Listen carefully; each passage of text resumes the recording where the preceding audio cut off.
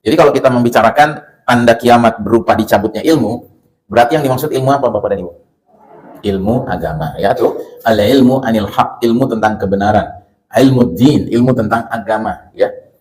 Jadi kalau kita baca ayat Al-Quran atau kita baca hadis Nabi, setiap kali berbicara ilmu, itu bukan bicara ilmu dalam pengertian yang mana, yang sembarangan, tidak. Tapi ilmu tertentu. Ilmu soal apa? Al-ilmu anid din, al-ilmu anil haq, ya, ilmu tentang agama, ilmu tentang kebenaran. Gitu. Makanya kita jangan bangga kalau seandainya anak kita ditanya, gimana anaknya kabarnya? Alhamdulillah dia sudah lulus kuliah. Ngambil apa? Ngambil ekonomi, misalnya gitu, ya kan? Nggak perlu bangga. Kenapa bangga? Karena ekonomi, apalagi ekonomi yang sekuler, itu bukan ilmu yang dimaksud dalam hadis ini, dalam ayat ini, begitu. Makanya yang dikatakan sebab ilmu itu diangkat dengan diwafatkannya para ulama. Nah, ulama itu maksudnya siapa? Orang-orang yang faham, faqih tentang ad-dinul Islam, tentang agama al-Islam ini, begitu, ya.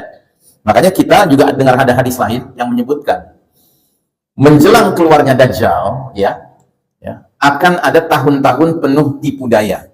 Sinina khudda'ah, tahun-tahun khudda'ah. Khudda'ah itu tipu daya.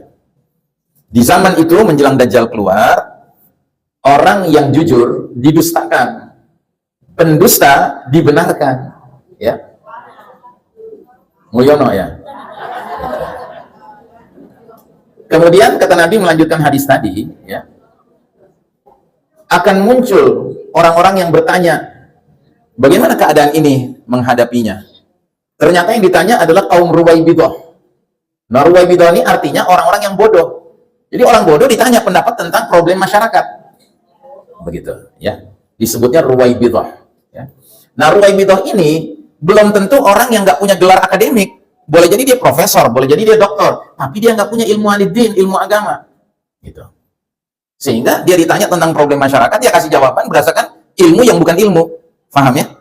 Makanya orang-orang yang nggak paham menyangka dia pantas didengar pendapatnya, dia pantas diterima fatwanya, padahal dia tidak berbicara berlandaskan ilmu al-haq, ilmu tentang kebenaran, ilmu tentang dinullah, agama Allah. Tapi dia bicara berdasarkan ilmu yang pada dasarnya nggak ada sandaran ayatnya, nggak ada sandaran hadisnya, nggak ada sandaran ketentuan-ketentuan dari petunjuk agama ini. Jelas, ya?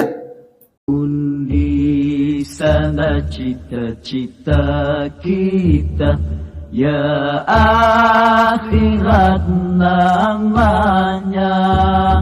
Di dunia ini bukan tempat tinggal, di sini hanya sebentar, tidak kekal.